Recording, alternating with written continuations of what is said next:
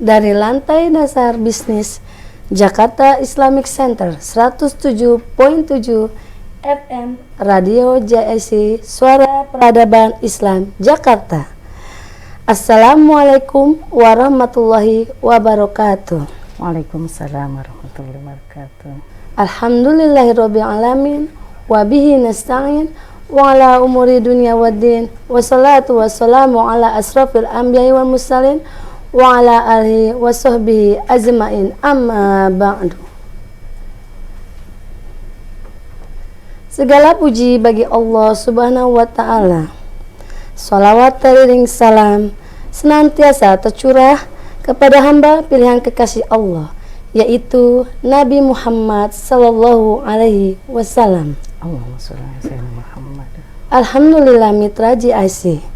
Pada siang menjelang sore ini, edisi hari Selasa tanggal 27 Februari 2024 atau bertepatan dengan tanggal 17 bulan Sya'ban tahun 1445 Hijriah, kami hadir kembali pada program Mutiara Al-A'la. Insya Allah 30 menit ke depan kita akan membahas materi yang menarik yang akan disampaikan oleh Ustazah Umi Siti Lailatul Qoria SPDI.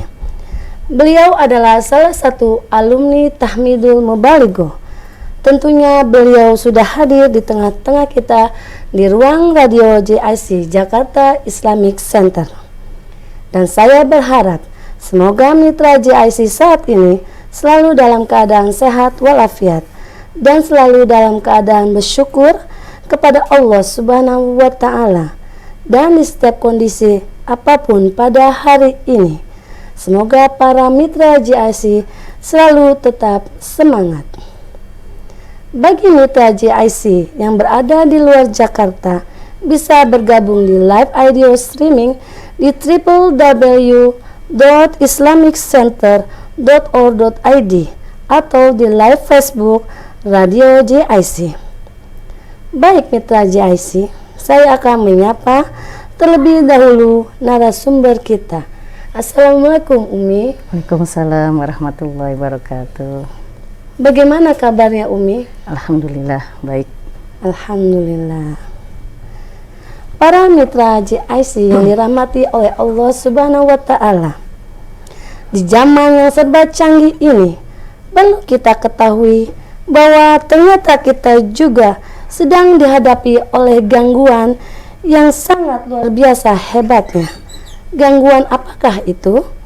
Untuk lebih jelasnya, mari kita dengarkan tausiah yang akan disampaikan oleh Umi Siti Lailatul Qoria SPDI yang berjudul Kewajiban Orang Tua Terhadap Anak. Kepada Umi dipersilakan. Alhamdulillah, terima kasih atas kesempatannya. Sama-sama Umi. Assalamualaikum warahmatullahi wabarakatuh. Waalaikumsalam warahmatullahi wabarakatuh. Innal hamdalillah nahmaduhu wa nasta'in wa nastaghfiruh wa na'udzu billahi min syururi anfusina wa min sayyiati a'malina wa may yahdihillahu fala mudhillalah wa may yudlil fala hadiyalah. Asyhadu an la ilaha illallah wahdahu la syarikalah wa asyhadu anna Muhammadan abduhu wa rasuluh. Allahumma salli ala sayyidina Muhammadanil ummi wa ala alihi wa ashabihi ajma'in, amma ba'du. Rabbi shrah li sadri wa yassir li amri wahlul 'uqdatam min lisani yafqahu qawli. Alhamdulillah. Apa kabar mitra JIC dimanapun berada? Semoga selalu dalam keadaan sehat walafiat dan selalu ada dalam lindungan Allah Subhanahu wa ta'ala. Alhamdulillah. Tak ada kata atau ungkapan yang lebih indah selain ungkapan rasa syukur kita karena Allah Subhanahu wa ta'ala yang mana telah memberikan kita dengan berbagai macam nikmat. Di antaranya nikmat sehat walafiat, nikmat kesempatan, juga nikmat kelapangan hingga kita bisa bersua kembali dalam acara taklim kesayangan kita, Taklim Mutiara Al-A'la. Salawat serta salam selalu tercurahkan kepada Nabi kita Nabi Muhammad sallallahu alaihi wasallam, yang alhamdulillahnya kita menjadi umatnya, dan insya Allah dengan kita memperbanyak membaca salat Nabi, Allahumma sholli ala sayyidina Muhammad, kita akan mendapat syafaatnya nanti di yaumil akhir. Amin, amin ya rabbal alamin. Mitra JIC rahimakumullah, alhamdulillah kita sekarang berada di zaman yang serba canggih, di mana kita bisa menggunakan media sosial berupa media sosial yang bisa kita untuk pergunakan untuk berkomunikasi, seperti misalnya Facebook, Twitter, Instagram, WhatsApp, dan lain sebagainya. Namun di balik kecanggihan media sosial yang kita pergunakan, ternyata ada gangguan yang sangat luar biasa yang mengganggu pemerosotan akhlak terhadap anak-anak kita. Apa itu? Contohnya adalah anak-anak bicara kasar dan kurang sopan terhadap orang tua. Padahal Nabi kita Nabi Muhammad sallallahu alaihi wasallam diutus salah satunya adalah untuk menyempurnakan akhlak kita. Innama bu'itsu liutammima makarimal akhlak.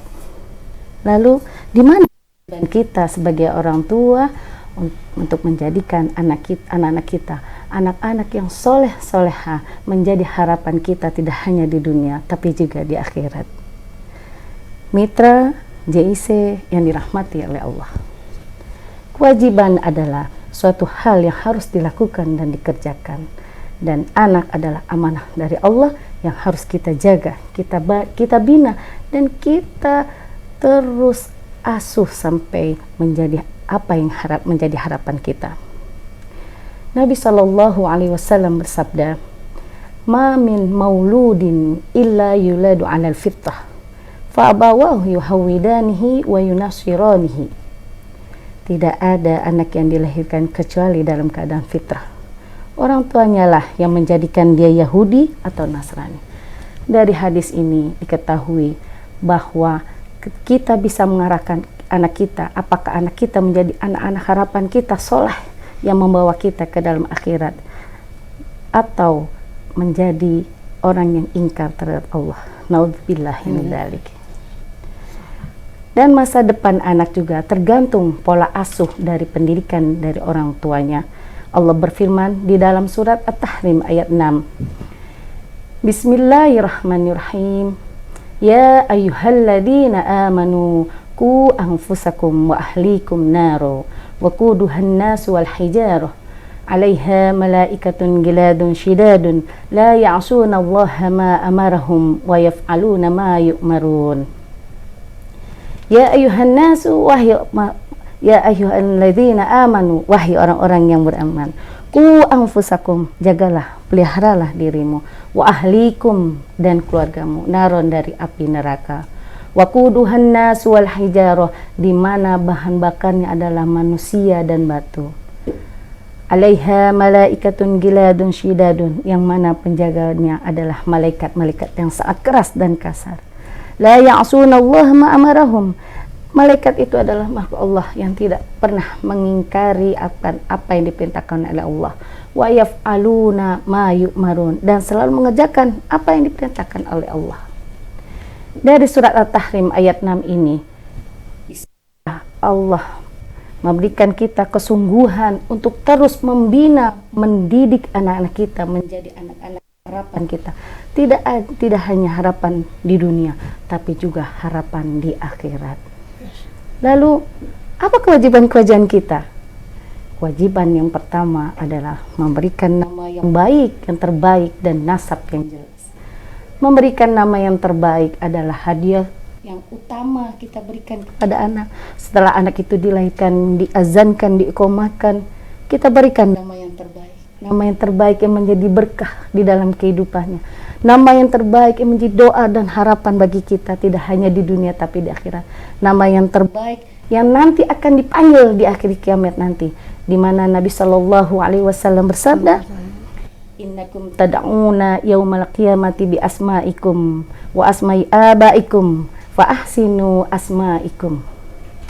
Sesungguhnya kalian akan dipanggil pada hari kiamat nanti dengan nama-nama kalian, nama-nama bapak kalian, maka baguskanlah nama-nama kalian. Lalu Nasab yang jelas. Nasab adalah garis keturunan atau hubungan darah yang jelas dari hasil pernikahan yang sah, di mana ayah sebagai faktor dari kita nasabnya. Kalau suatu keluarga tidak ada ayahnya, itu akan menjadi timbul di dalam jiwa seorang anak atau menjadi kerancuan nanti pada ketika nanti dia menikah. Selanjutnya adalah memberikan, kewajiban kita sebagai orang tua adalah memberikan ASI. Kita sekarang hidup di zaman era globalisasi, era milenial malah. Nah, ini banyak wanita-wanita pekerja yang dimana sulit untuk bisa memberikan ASI eksklusif. Tapi ternyata sekarang gampang. ASI eksklusif, cara memberikan ASI bisa dengan diperas, dipompa, kemudian apa? Disimpan di freezer. Nah, itu bisa awet malah. Dihangatkan kembali untuk diberikan anak-anaknya. Kita memberikan ASI tidak hanya dia mengandung protein dan gizi yang manfaat untuk masa pertumbuhan, tapi juga ternyata ketika kita memberikan ASI kepada anak kita, ada hubungan ikatan batin antara kita dan anak kita. Hubungan ikatan batin itu akan terjadi tidak hanya dia sampai dewasa, tapi juga sampai dia dijemput ajalnya. Masya Allah, ini kelebihan dari ASI. Dan kewajiban ASI ini tertuang di dalam surat Al-Baqarah ayat 233. Bismillahirrahmanirrahim. Wal walidatu yurdi'na auladahunna kamilaini liman arada ayyutimmar radha'ah. Dan ibu-ibu memberikan ASI selama 2 tahun bagi yang ingin melakukan penyusuan secara penuh. Bagaimana Bu Ani? Menyusukannya secara penuh 2 tahun atau bagaimana? Alhamdulillah penuh. Alhamdulillah, Masya Allah. Insya Allah anak-anak kita terjalin terus untuk ikatan batinnya ya Allah, ya Rabbi. Kewajiban selanjutnya adalah memberikan nafkah yang terbaik. Memberikan nafkah yang terbaik ini dikhususkan kepada ayah, kepada seorang bapak kepala rumah tangga.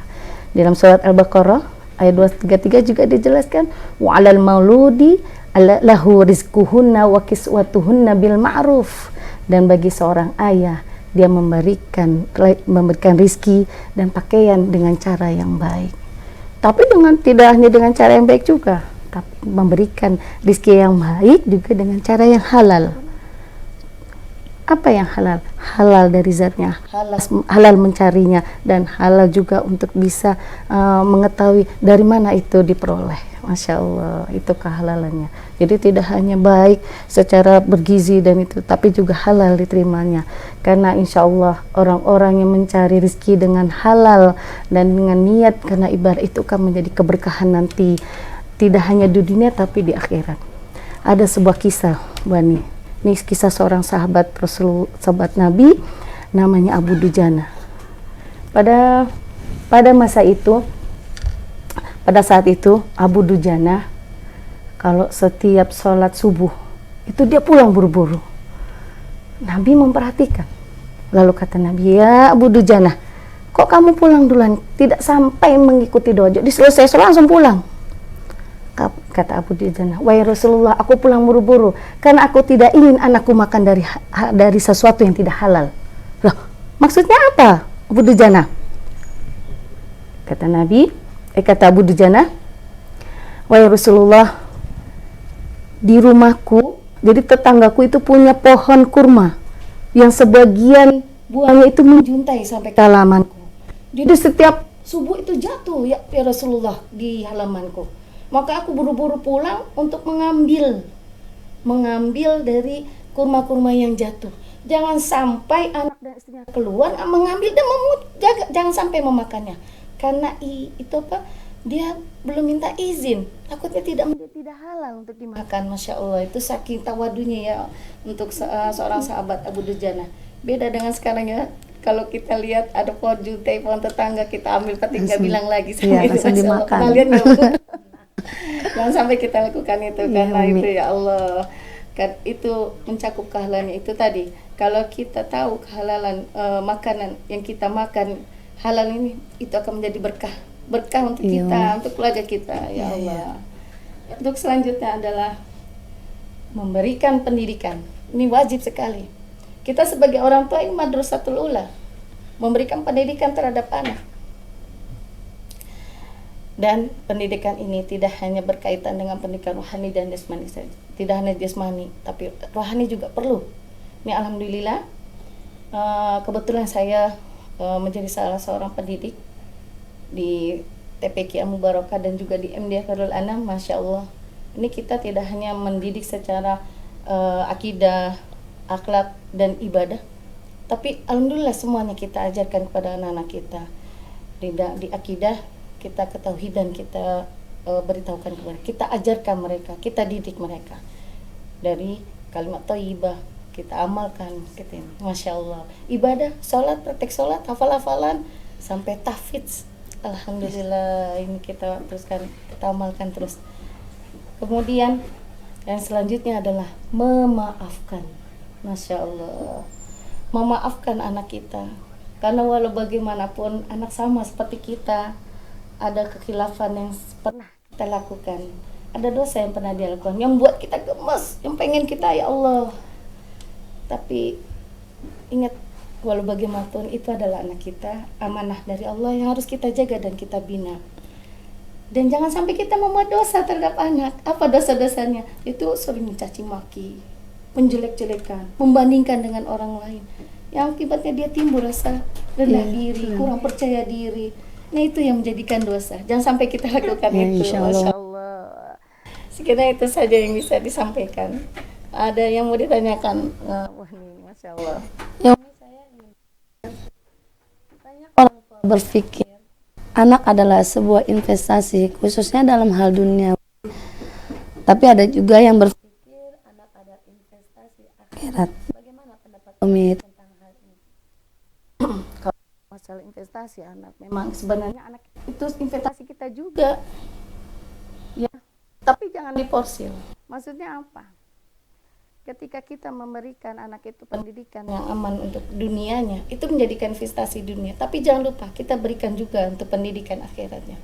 Karena ketika kita memberikan dua-duanya, insya Allah menjadikan investasi kita di dunia dan di akhirat. Amin. Itu makanya walau bagaimanapun anak memang jadi investasi kita, tapi bukan untuk diporsil mencari sesuatu di dunia, atau kita harapkan terus berlebih untuk yakin ini, tapi tidak. Walau bagaimanapun ketika kita mendapatkan anak yang soleh, itu kan investasi kita nanti. Iya, karena sampai kita di liang lahat pun nanti yang menjadi doa adalah anak-anak soleh yang dicari. Itu saja. Iya. Iya, Mbak. Terima kasih ya Umi ya. Ya, alhamdulillah, alamin. Alhamdulillah. Terima kasih Umi atas materi yang telah disampaikan. Tentunya sangat bermanfaat dan semoga kita dapat mengamalkannya dalam kehidupan sehari-hari. Terima kasih bagi mitra GIC yang sudah bergabung dan selalu setia di program Mutiara Al-A'la. Jangan lupa di like, komen, dan share program ini. Dan kini saya Ibu Yulanik Romla dan Ustazah Umi Sitilatul Qoria SPDI pamit undur diri. Tapi Mbak, alhamdulillah ini kita sudah mau nyebut bulan Ramadan nih. Kita kayaknya oh iya Umi. Iya. Kita mohon maaf lahir batin dulu ya Umi. Iya. Ayo Umi silakan duluan. Iya. Kita ngikutin. Kami mewakili dari seluruh dari Ta'lim Mutiara Al-A'la mengucapkan Tekan. selamat menjalankan ibadah bulan Ramadan. Mohon Maaf lahir dan batin. Semoga kita mendapatkan keberkahan di bulan Ramadan tahun ini. Amin amin ya Rabbal alamin. Kita akhiri program Mutiara Al-A'la ini. Wabillahi taufiq wal hidayah. Wassalamualaikum warahmatullahi wabarakatuh.